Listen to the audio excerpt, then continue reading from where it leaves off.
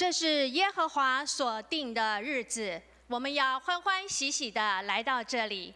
感谢上帝带领我们一同来到这里，让我们同心一起来敬拜。不知道今天有没有第一次来到我们当中的朋友，让我们可以欢迎。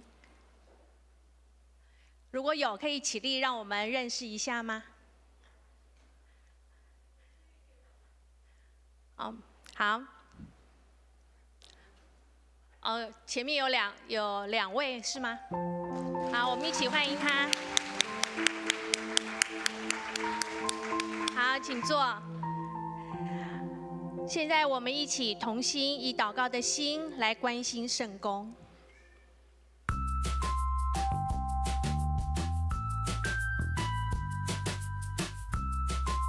各位弟兄姐妹平安，让我们一起来关心教会事工。欢迎兄姐踊跃参加今天下午1点的圣经与植物讲座。下周下午1点，爱家团契举办圣经研习，欢迎踊跃参加。11月10号，本会许牧师郑以文传道、苏贞惠长老、陈真真长老前往参加台北中会的议会。11月28号晚上7点举行感恩见证会，即日起报名到11月15号截止。另外，因疫情的影响，不举办参会，改为会后茶叙。本会11月29号下午1点半在士林双溪河边举行运动会，欢迎兄姐参加，鼓励奖是走春手巾1条。12月20举行圣礼典，如遇受洗者，请向办公室或招待桌报名。今年圣诞糕有开放兄姐订购，如遇订购者，请在11月15号前登记。KB Center 在教育馆503教室重新上线喽，每周六的早上8点半到晚上9点，礼拜天的下午1点到晚上6点，提供大家在这边自修读书。另外，为了安全管理，请与使用者到2楼的办公室签到以及签退，以免被锁在教室里面哦。详细的使用规范，请洽干事。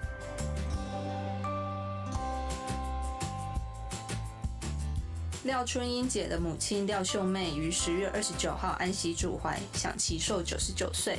11月10号上午在二滨举行告别式，愿上帝安慰家人。请持续为身体欠安的弟兄姐妹代祷，愿上帝安慰与医治。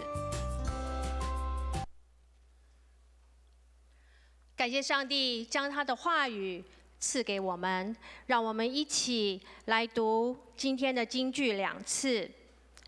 诗篇13篇5节，但我倚靠你的慈爱，我的心因你的救恩快乐。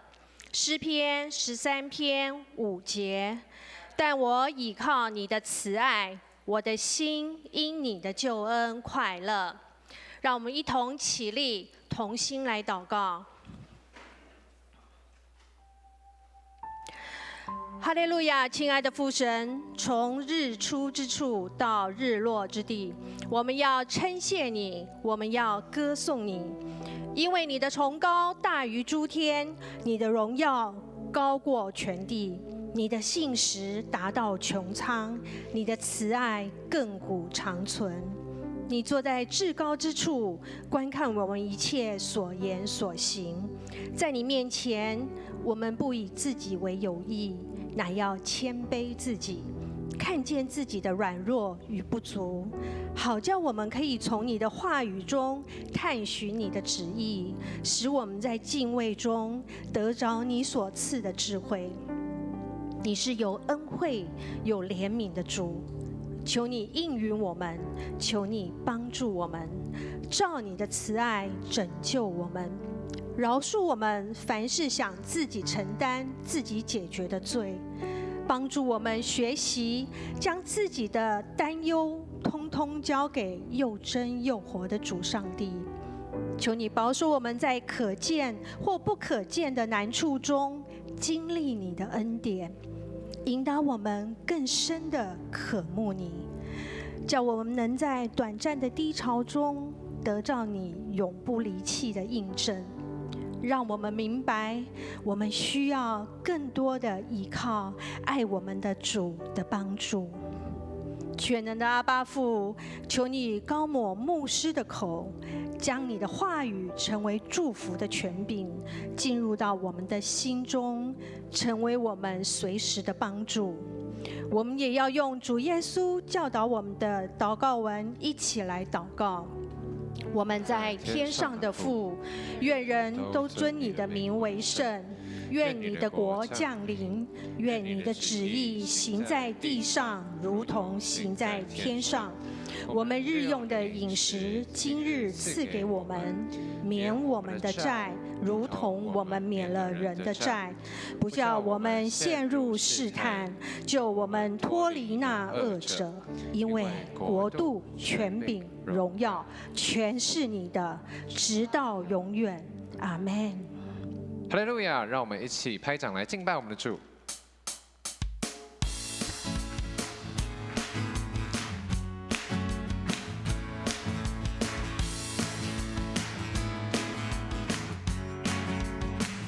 哈利路亚，哈利路亚，哈利路亚，哈利路亚，救恩荣耀都归于我们的神。哈利路亚，哈利路亚，哈利路亚，哈利路亚，颂赞全能都归于我们的神，直到永永远远。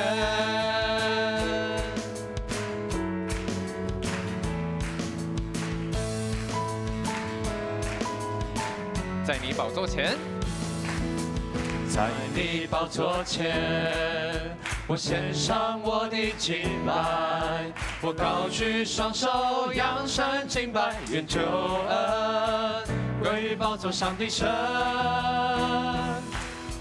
在你宝座前，众天使匍匐敬拜，让万国万邦在天上说，愿救恩归于宝座上的神。哈利路亚，哈利路亚，哈利路亚，哈利路亚，救恩荣耀都归于我们的神。哈利路亚，哈利路亚，哈利路亚，哈利路亚，颂赞全能都归于我们的神，直到永永远远。哈利路亚，是的主，愿一切救恩、荣耀、颂赞、全能都归给你。在你宝座前，我献上我的敬拜，我高举双手，扬声敬拜，愿救恩归于宝座上的神。在你宝座前，众天使匍匐敬拜，让万国万邦在天上说，愿救恩归于宝座上的神。哈利路亚，哈利路亚，哈利路亚，哈利路亚，救恩荣耀都归于我们的神。哈利路亚，哈利路亚，哈利路亚，哈利路亚，颂赞全能都归于我们的神。哈利路亚，哈利路亚，哈利路亚，哈利路亚，救恩荣耀都归于我们的神。哈利路亚，哈利路亚，哈利路亚，哈利路亚，颂赞全能都归于我们的神，直到永永远远。颂赞全能都归于我们的神，直到永永远远。哈利路亚！让我们将一切掌声荣耀归给在天上的父。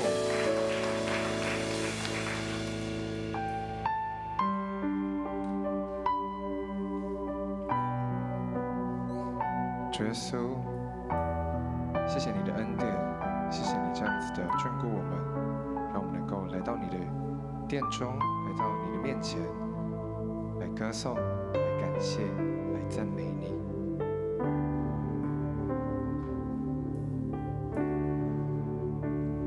我献上感谢，你以恩典满溢，谦卑你面前，万世界属于你。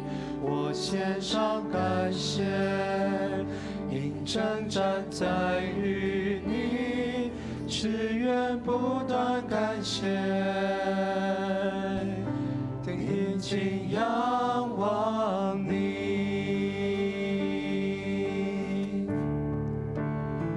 我感谢你，耶稣，承受你生命，你的慈爱存到永远。我感谢你，耶稣，因你本为善，你的心事直到万代。主，我们向你献上感谢。我献上感谢，因你恩典满溢，谦卑你面前，万世界属于你。我献上感谢，因征战在于你，只愿不断感谢，定睛仰望你。我感谢你，耶稣，承受你生命，你的慈爱存到永远。我感谢你，耶稣，因你本为善，你的心事直到万代。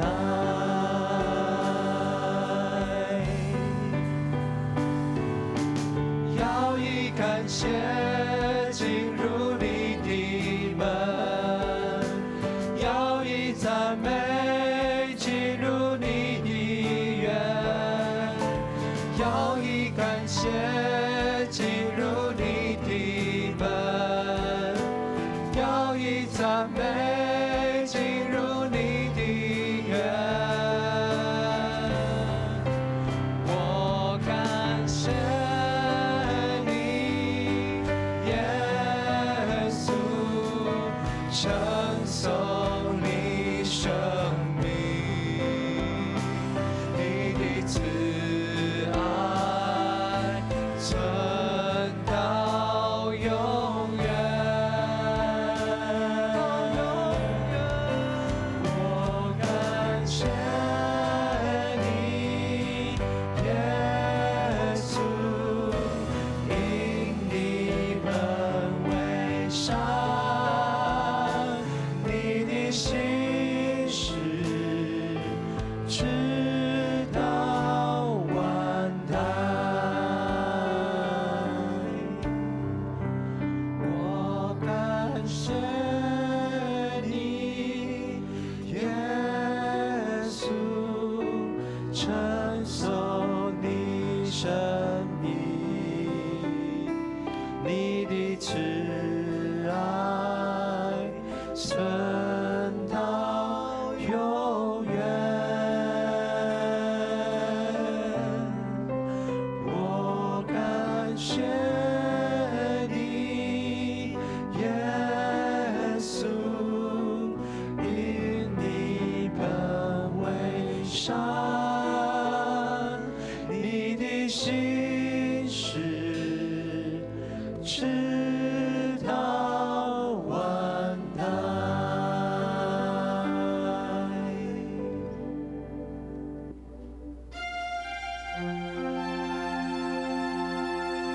是的，信实的主耶稣，你是那荣耀父神的彰显。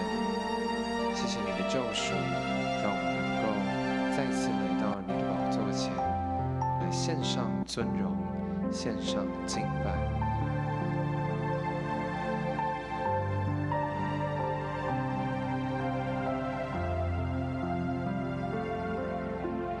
耶稣基督，荣耀父神彰显，救赎真光，万国的盼望。你的国度，宝座存到永远，唯有你配得所有颂赞。耶稣基督，荣耀父神彰显，救赎真光，万国的盼望。你的国度，宝座存到永远，唯有你配得所有颂赞。献上尊荣，尊荣给主耶稣，在万民之上献上敬拜，敬拜，愿你崇高在全地之上，献上尊荣，尊荣给主耶稣，在万民之上献上敬拜，敬拜，愿你崇高在全地之上。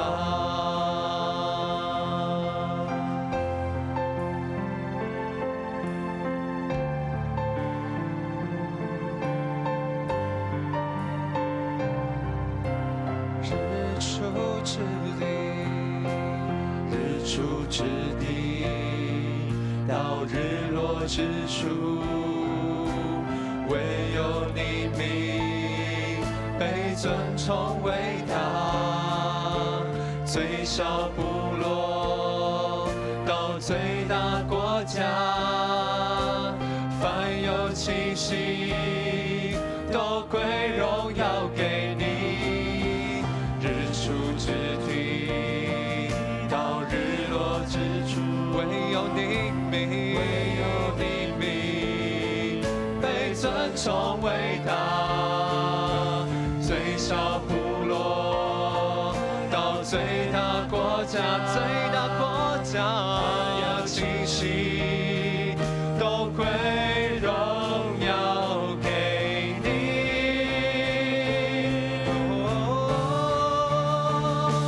献上尊荣，尊荣给主耶稣，在万民之上献上敬拜，敬拜，愿你崇高在全地之上，献上尊荣，尊荣给主耶稣，在万民之上献上敬拜，敬拜，愿你崇高在全地之上，献上尊荣，尊荣给主耶稣，在万民之上献上敬拜，敬拜，愿你崇高在全地之上，愿你崇高在全地之上。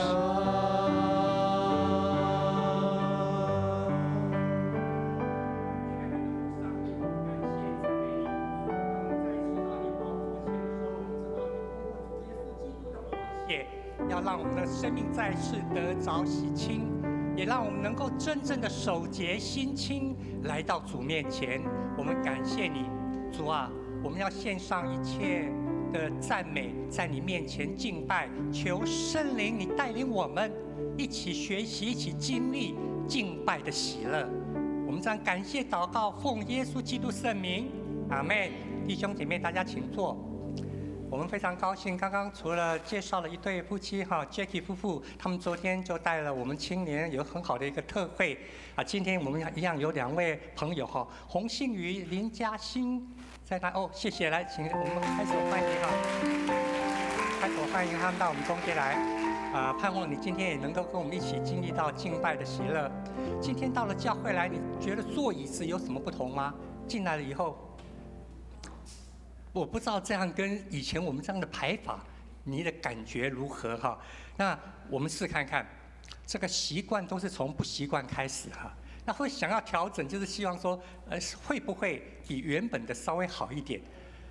才2个礼拜前，你为了那个 iPhone 已经到多少了？哇，还要排那么长。那看到年轻人去排队，不一定年轻人后来呢，碰到那阿公阿嬷去排队，我说哦，你这么先进，关孙给我来但是就是希望拿到新的，因为它有一些功能，有一些能够满足我们的需要，对不对？它能够不管是你的兴趣、你的需要或者你的喜爱，因为它能够满足我们的需要，所以我们以是试看看，把它调整为这样，我们看是不是让我们能够动线进出也更方便。所以很多新的尝试或小小的调整，求主帮助我们，大家都能够一起来学习、来经历。已经11月进入了一个感恩的季节，同工提醒我说，牧师，好多人忘了丰盛人生如果你要让你的人生丰盛，记得在招待桌有丰盛人生。11月的部分已经过了1个礼拜了所以你丰盛人生如果还没买的人记得要进入到招待桌去拿丰盛人生50块钱的样子，好像是这样。在11月是感恩的季节，所以呢，我们要请嘉荣执事带领我们来看约翰福音6章所记载的一个很长很长的故事，跟一个讨论中间我们所看到的2节，34节到40节，以及66到66节，请。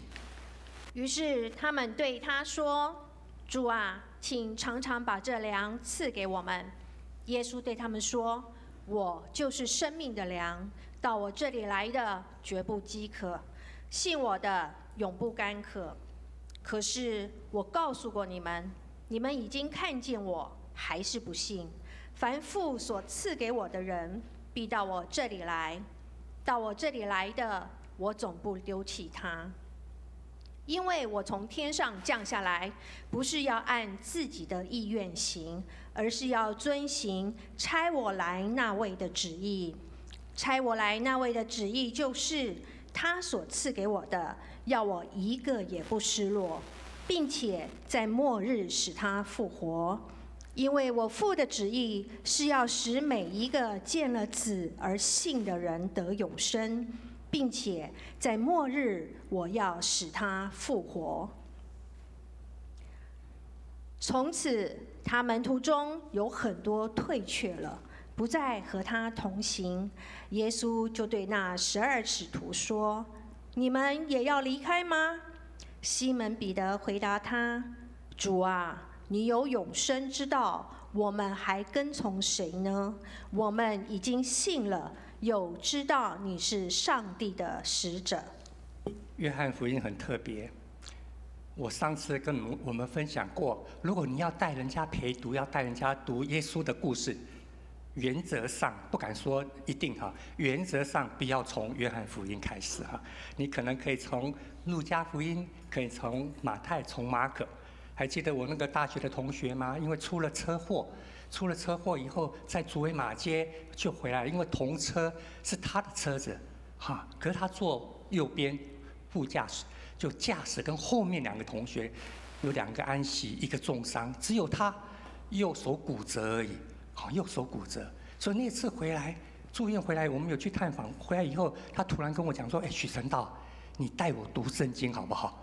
我吓一跳，我就想到哦，这个我比较熟的原因是因为背熟不表示内容熟。太初有道，道与上帝同在，道就是上帝，这道太初与上帝同在，好吧？我就带你从这边读，就读下去。第一天我就发觉完蛋了，因为这个约翰福音真不好读，而且它一进入每一章都特别长，常常特别长，包括我们今天所看的第6章。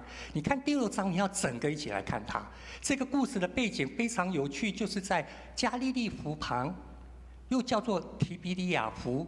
在那湖旁有许许多多的人来听福音，听耶稣讲上帝国的福音。听完了以后，太阳要下山了，快下山了，大家肚子饿，耶稣就说：“想办法要给他们吃喽。”就是那个事件，现场有1万多个人，因为照计算，男生有5000位，加上妇女，加上小孩子，下里嘴狼，耶稣让他们得饱，大家觉得非常特别。我说特别是你要试着去了解那个背景，因为那种特别不只是借着耶稣的祝福祷告，借着耶稣的擘饼，然后让大家知道那个拨开的动作，就好像你去吃烧饼油条的时候，你会不会觉得烧饼跟油条夹起来，有一些姐妹会觉得太大了，所以比较体贴的商家会把烧饼油条一副把它怎么样？剪成2段，你碰过那个吗？我碰过那种永和豆浆店，我在天母有一家，他非常体贴，他的那个烧饼油条出来的时候，烧饼没有缩水，油条也是一条，然后转进去，但是他会把烧饼油条一副把它剪开，盘子拿出来的时候，你是一副烧饼油条，但是他把你剪成2片，因为他知道有一些人一副吃不完，所以你有可能把另外一半拿回去。耶稣那个动作类似这样。你自己拥有一副烧饼油条，你不一定吃得完，但是你愿不愿意跟人家分享？早餐有人吃蛋饼啊？早餐有人吃烧饼油条吗？如果你叫蛋饼，我叫烧饼油条。如果老板这么体贴，把烧饼油条都剪开了，那蛋饼本来就剪开了嘛？你会不会问对方说你要不要吃一下烧饼油条？你会不会问？如果2、3个朋友，对呀，他就会说阿伯，你要不要吃蛋饼吗？你就会发现，你那天的早餐除了豆浆以外，你就不只是吃烧饼油条了，也不只是吃蛋饼了，你蛋饼跟烧饼油条都吃到了。有老师告诉我们，在那个现场里面，到底饼怎么出来，那是另外一个功课，到底是很多人大家都有随身带，只是说那个时候不好意思拿出来或怎么样，不管什么理由，但是最重要的焦点是，当耶稣拿饼起来祝谢，跟天父上帝说：“谢谢你日用饮食赐给我们，而且让我们怎么样，也知道你会眷顾每一个需要的。”为什么是每一个需要的？因为在谢饭祷告的时候，我是说：“天父上帝感谢你。”想使我食，想使我穿，后壁迄句袂用讲使我欠钱，袂用讲迄个使我食，使我穿，赐给我吃，赐给我喝，就是我嘛。可是主导文为什么告诉我们，跟天父上帝祷告的是说，日用饮食今日赐给我们。刚刚祷告，在整个的群体中间，主耶稣基督的擘饼，主耶稣基督祷告的教导，要告诉弟兄姐妹说：你们要记得，你们同样有一个天父，他喂养我们每一位。所以你领受的不是只有我的东西，是我们要一起分享的东西。这个是在祷告的中间，我们常在谢饭的时候，我们会纪念需要的人，原因就在这个地方。所以当耶稣在这样的一个背景，他让所有来的人发现，不只是我口袋里面的拿得出来用，而且还可以分享到别人口袋的。他可能带了小鱼干，他可能带了鱿鱼丝，我可能只是带了馒头面包，但是这个是可以拿出来分享的，这是可以拿出来分享。大家得到饱足以后，有许多人，如果你从约翰福音第6章开始看的话，你就会发现有许多人就跟着他了，想要跟着他。耶稣说：“你们跟着我不是想要得到上帝国的福音，你们只是想要肚子得饱足。”耶稣提出了挑战。提出了挑战以后，就有一些人离开了，我们看到连66节在提到的哦，不只是听的人哦，是门徒。圣经中间写的就是门徒。我们也知道，经常性跟着耶稣的门徒，我们常常分享至少100-200个。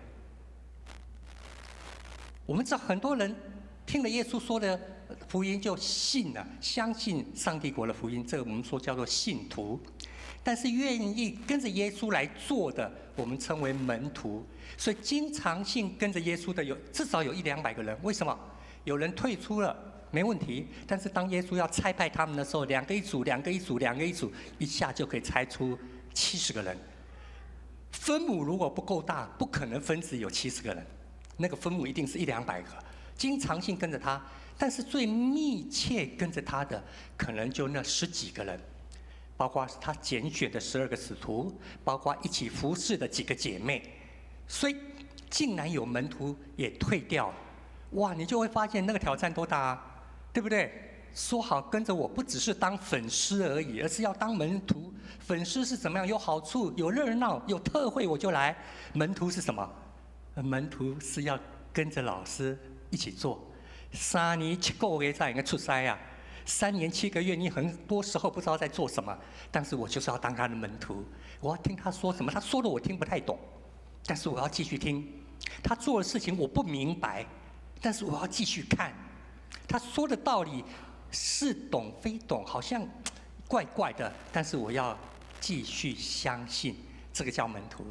所以当有一些门徒离开的时候，耶稣就问说：“你们也要离开吗？”西门彼得代替我们一起回答了这句话，说：“主啊，你有永生之道，我们还要跟从谁呢？我们已经相信，又知道你是上帝的圣者。这个圣者就要回到我们刚刚所读的这个部分喽。耶稣说：‘我是生命的粮。’结果门徒彼得说：‘你是上帝。’耶稣说：‘我是生命的粮。’门徒说：‘你是上帝。’从今天这句话，我们要进入感恩的季节。知道耶稣是生命的粮是一回事，但是你跟这个生命的粮是什么关系？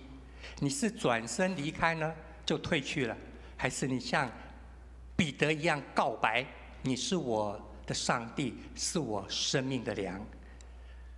知道有生命的粮是一回事，这个粮食跟你有什么关系是另外一回事。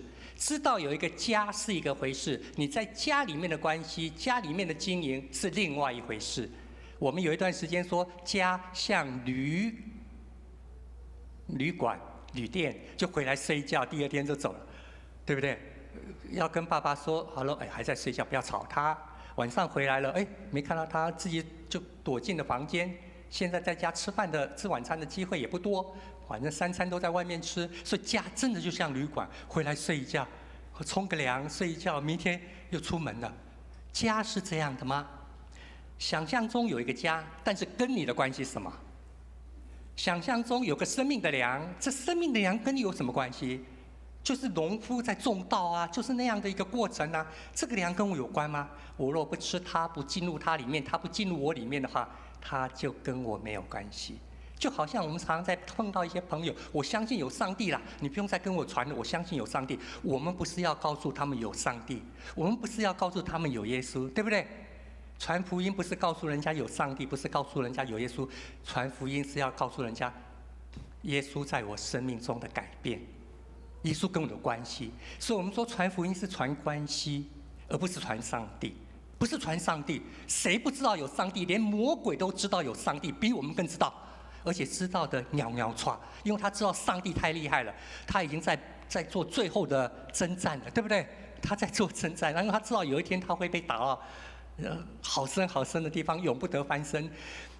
撒旦魔鬼比我们更知道有上帝，而且他知道这个上帝跟他有关系呀。你我知道有上帝，但是上帝跟你是什么关系？我们要跟人家分享福音的，不是说有上帝。你看大自然，它造的这么美好，百花齐放，真的有上帝啊！你怎么不相信上帝？他反过来说：“我在你的身上看不到有上帝，你跟我讲那个上帝干什么？我看不到在你身上有上帝，有你的主，有你的天父在喂养，在带领，在给你一个生命的转换。他如果看不到这个的话，你如何跟他说有福音呢？这段约翰福音6章，耶稣跟门徒的对话，引导我们进入。我们是要转身退去呢？你说我没有退啊，每个礼拜我都来做礼拜啊，我没有退啊。你如何能够像西门彼得跟耶稣基督说，你有永生之道，你就是圣者，你就是上帝，所以我们要跟着你，要进入你里面，你也要进入我里面。我们在感恩的季节提前部署，今年的这个用语最夯了。2020年我不知道这个最夯的字会是哪一个不过提前部署一定又是提醒我们很多事情。原本我们就提前部署了，但是这个字眼出来，综合了我们过去几十年的经验。对，面对考试我要提前部署，所以我就预备，就是一个提前部署嘛。人生不就是这样吗？我们常常做计划，有预备，提前部署。在11月感恩的季节，我们也希望这段经文再次提醒我们怎么做一个预备。上帝在这个世界上面对那么样多的人，80几亿，但是他特别让我们士林教会。如果你看到台上的这两个，一个是这是不同的一个时候，左下角是从哪个地方拍照的？你看得到吗？有左下角，太亮了士林国中。昨天运动会从士林国中照过来，看到了我们的教育馆在33公尺高的那个十字架。右上角呢，还是一个早上。这2天因为有个闪电在南边，就那闪电就打到北边来了，所以一大早的天气不太一样。你看到在这样的一个天气下，看到了跟大家请安搞炸平安士林教会，在这么大的一个社区，全世界这么大一个社区，上帝在士林到底邀请我们怎么样跟他有关系？今年刚刚好，如果用感恩的季节的话，今年刚刚好是北美，主要是美国跟加拿大用11月做感恩节400周年的纪念。400年前，就是在400年前，1620年，今年是2020，1620年有一群人，他们为了要寻找一个可以自由敬拜上帝的地方。他们不是要找一个，不是说欧洲土地不够他们用，不是说在欧洲的生活不好，没有，去到了北美的生活才更糟，荒凉的地方，面对印第安的地方，所以他们事实上在欧洲的生活非常有规矩，非常的奢侈，非常的足够你养活你，你放心。他们要寻找的不是一个迦南美地，不是一个牛奶有蜂蜜的地方，而是一个要能够自由敬拜上帝的地方。所以1620年那一群人，我们称他们叫做清教徒。我们称为清教徒，意思就是说，他们唯独圣经，唯独在上帝的话语。这个就是我们上个礼拜的培灵会，我们再次学习到了功课。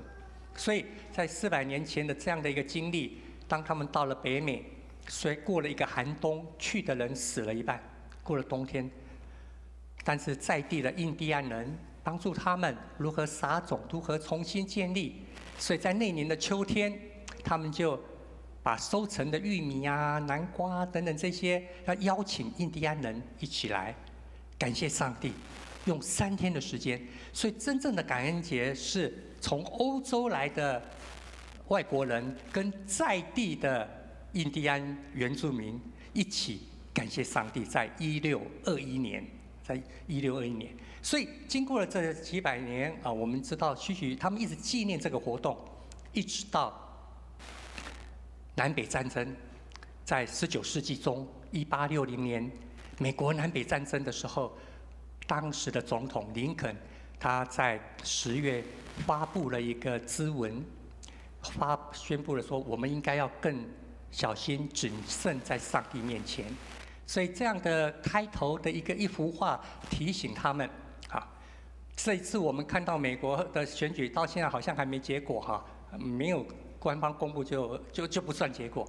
可是我们看到的是好像是在19世纪的南北战争一样它当然不是南北战争，它是一个撕裂这个民主会不会因为这样崩溃？所以有人就把林肯的那个宣言又拿出来了，特别在感恩的季节，11月选总统，可是11月是感恩节。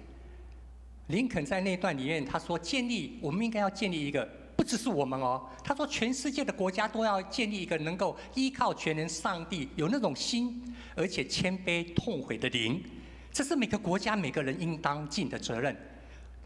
他在指全世界他们跟我们一样，他们要存着这样一个坚定的盼望，盼望什么？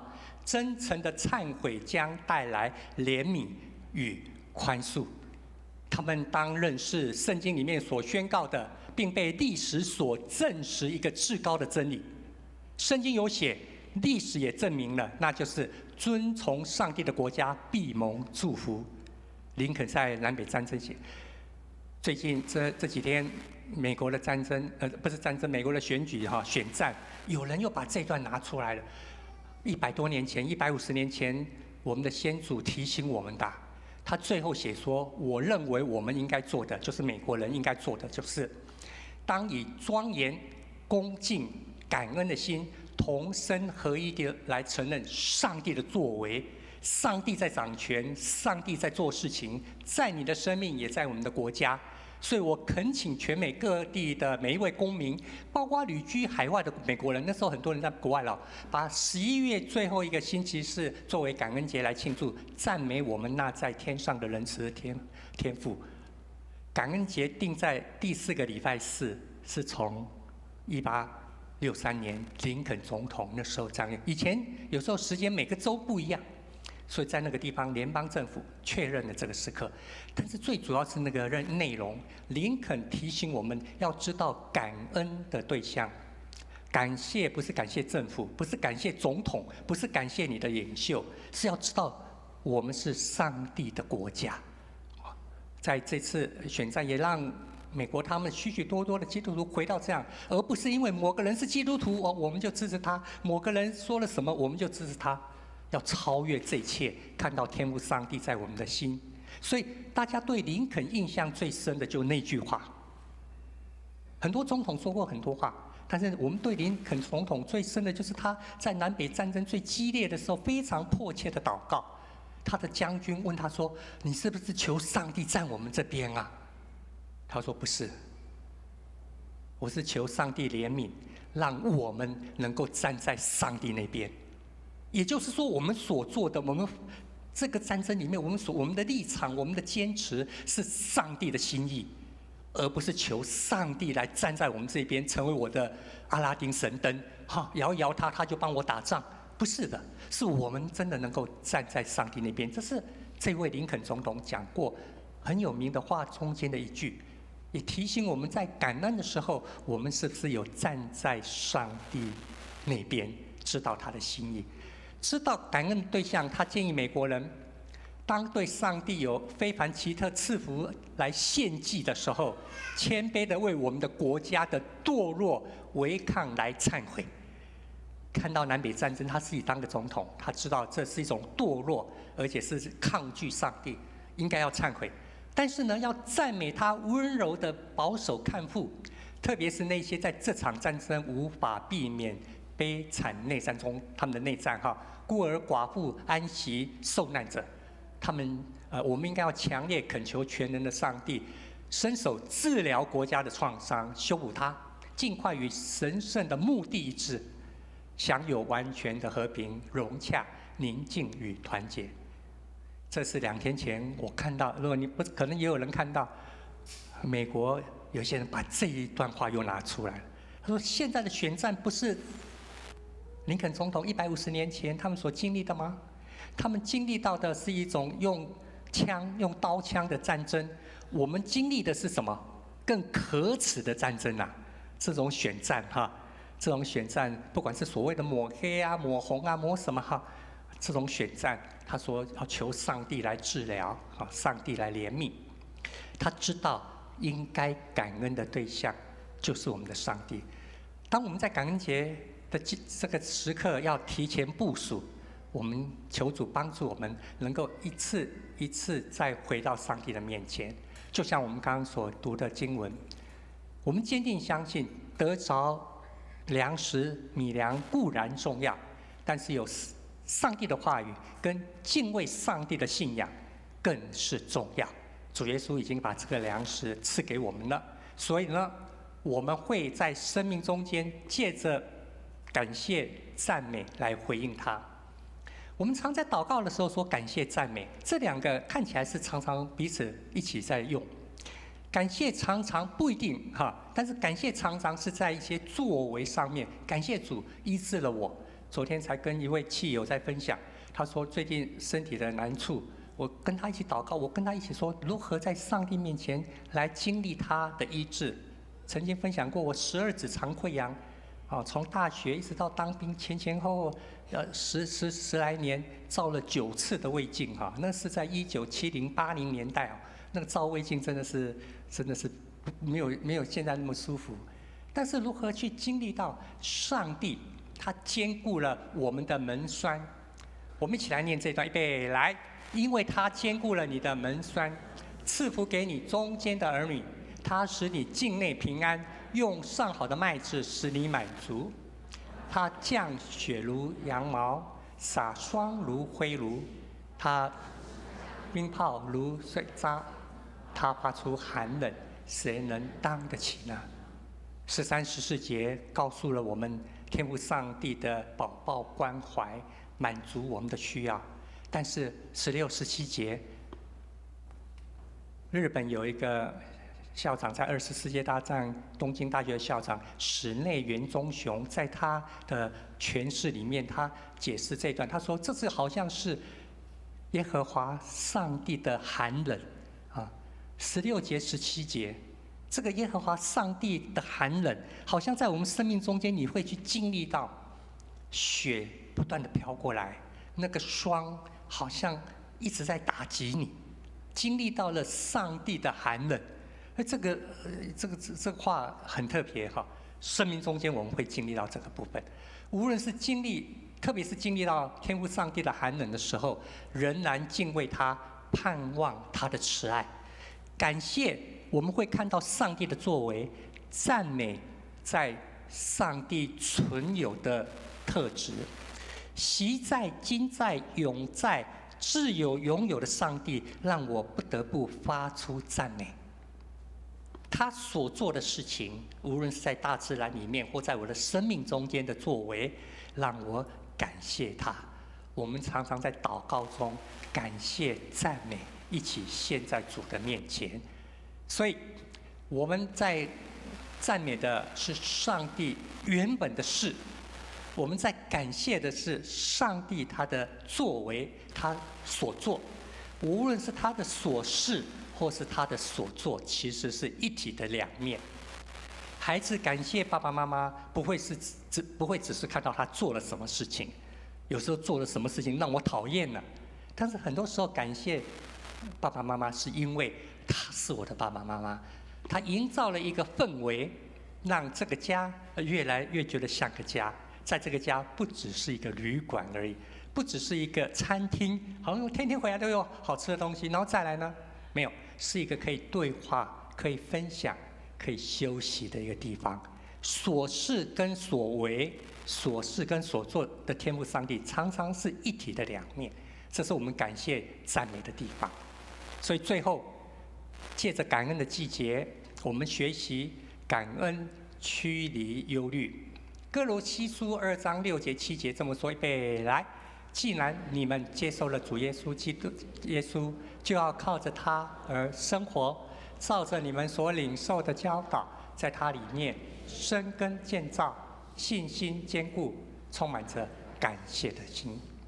在主耶稣基督里面，我们被建造，而且是有根有基的，信心坚固，不会因为寒冷，耶和华的寒冷，我们以为绝路了，不会，信心坚固，而且感谢的心常常在我们中间。当感恩的心增长的时候，挂虑之情就会消灭。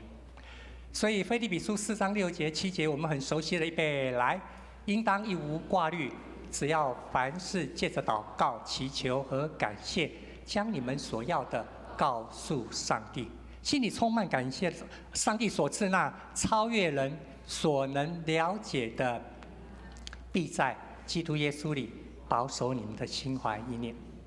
心里充满感谢，你的眼光就不同，忧虑就进不来，忧虑就不进来。所以彼得前书5章7节，我们许许多多的弟兄姐妹很熟悉的一段啊，你们要将一切的忧虑卸给上帝，因为他顾念你们。很有趣哈，英文是说 ，casting all your cares on him, for he cares for you。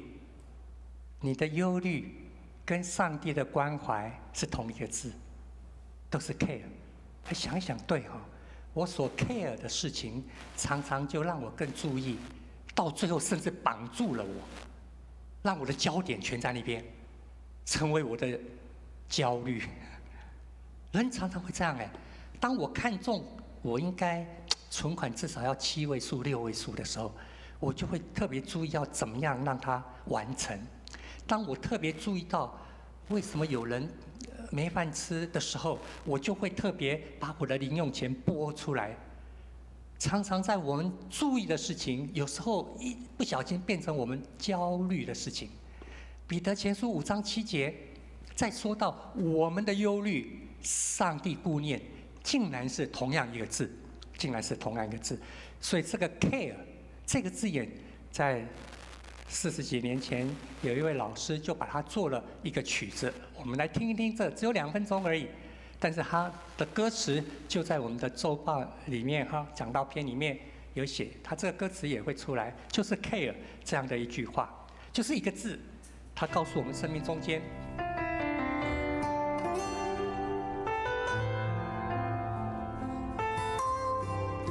Kelly 这位女士，她所写的、所谱的这个曲，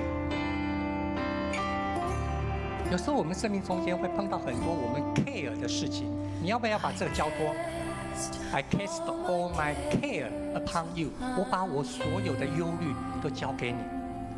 我 care 我什么？我要把我所有的重担lay all my burden down to your feet， 在你的脚前，在你的脚前，我把所有的重担拢放你的脚前。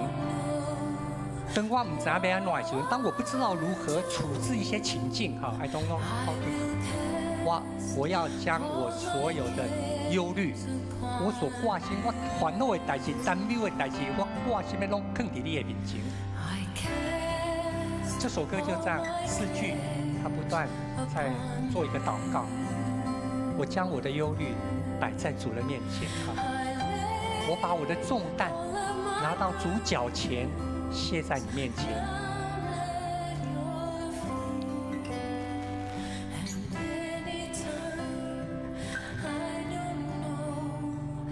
很多时候我们真的不知道怎么做，我们只能够安静在主面前，再次跟他祷告。我知道你关心我，我现在忧虑的事情，我现在注意的事情，一件一件仔细交托仰望。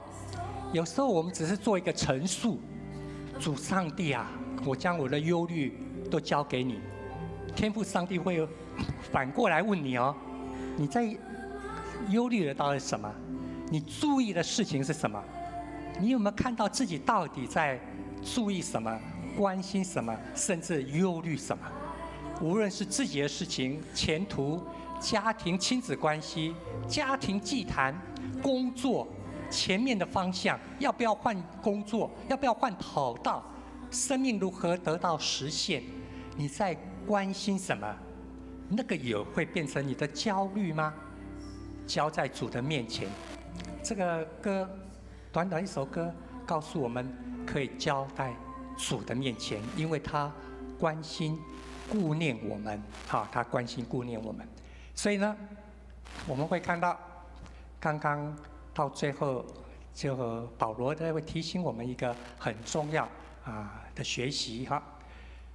腓立比书4章11节、13节，预备来，因为我已经学会，无论在什么样的境况，都可以知足。我知道怎么样处卑贱，也知道怎么样处丰富，或饱足，或饥饿，或有余，或缺乏，任何事情、任何情况，我都得了秘诀。我靠着那加给我力量的，凡事都能做。我们不能够只背13节哦，靠着加给我力量的，我凡事都能做。所以啊，我就要好好的预备明年1月17号的金门半马马拉松，然后我就要好好祷告，好好祷告，我到时候可以跑完哈。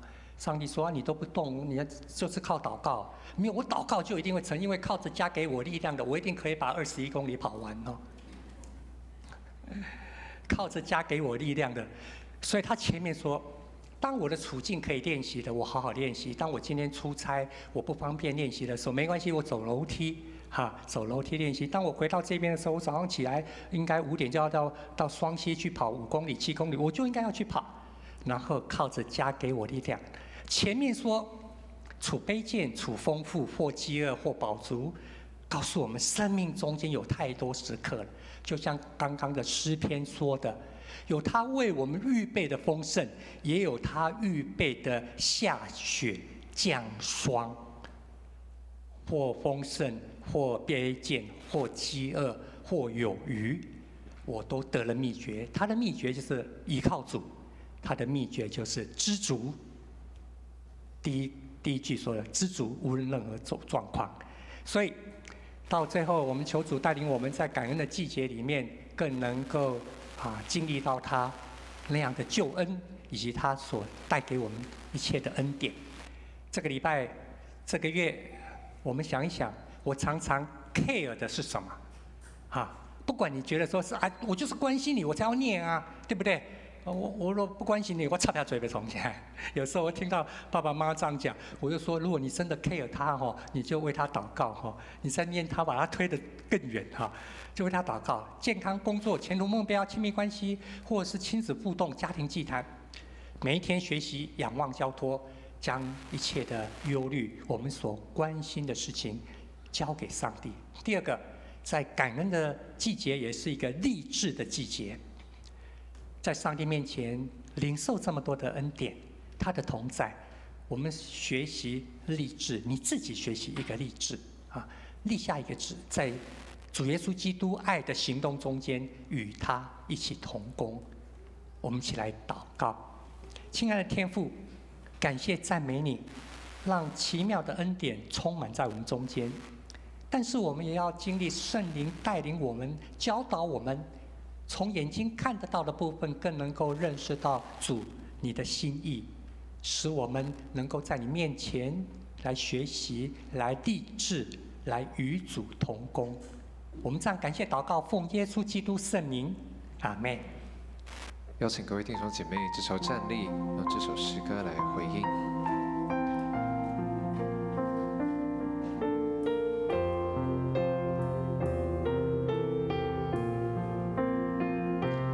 高举双手赞美你我主，全心全人都给你耶稣，一生一意活出荣耀的呼召，勇敢地向着标杆直跑，高举双手赞美你我主，全心全人都给你耶稣，一生一意活出荣耀的呼召，勇敢地向着标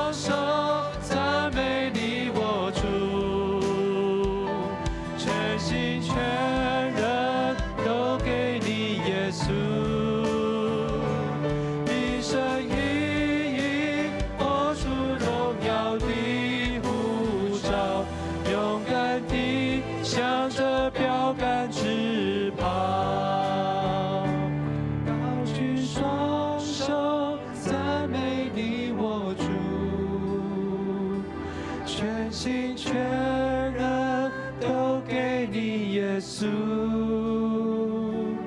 一生一意活出荣耀的呼召，勇敢地向着标杆直跑，将自己献上当作活祭，做主圣洁贵重的器皿。你丰富恩惠必充足浇灌我，使我瓦器里充满莫大能力。再次对主说，将自己献上当作活祭，做主圣洁贵重的器皿。你丰富恩惠必充足浇灌我，使我瓦器里充满莫大能力。请坐。我们一起来感恩奉献。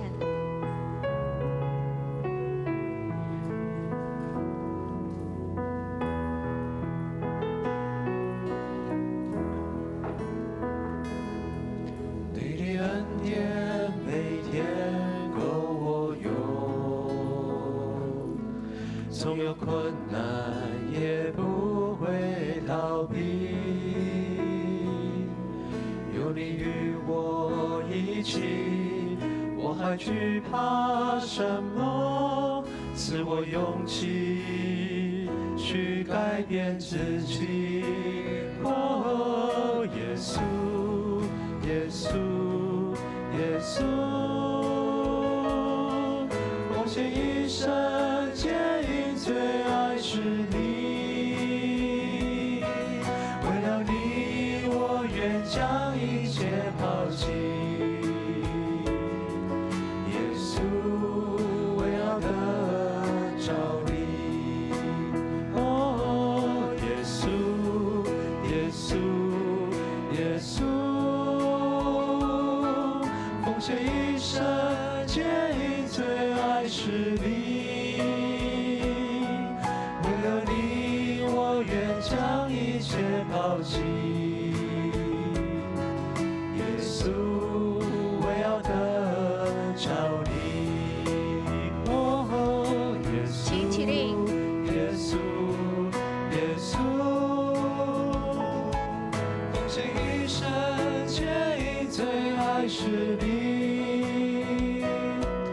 为了你，我愿将一切抛弃。耶稣，为要得着你，会决定我一生最爱是你。全能的主上帝，我们感谢赞美你，因为从岁首到年终，都有你丰盛的恩典及奇妙的带领。特别在11月感恩的季节，感谢主圣灵引导我们时常唱歌赞美主上帝，甘心乐意奉献，回应主耶稣为我们牺牲奇妙的爱。特别求主帮助我们在生活中间成为一个知足、喜乐、福杯满溢、使人得帮助的人。愿主耶稣基督的恩惠、天父上帝的慈爱、圣灵的相通、扶持、安慰、医治与你们同在，从今日直到永远。阿们。请坐。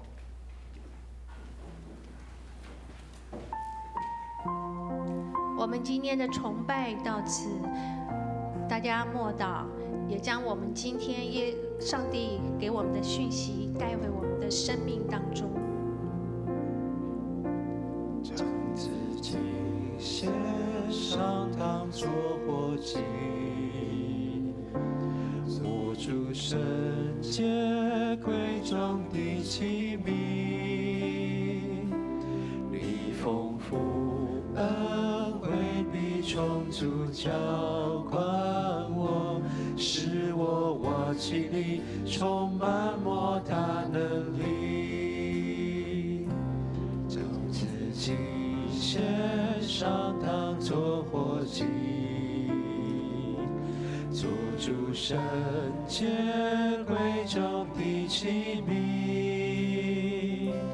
你丰富恩惠必充足浇灌我，使我瓦器里充满莫大能力。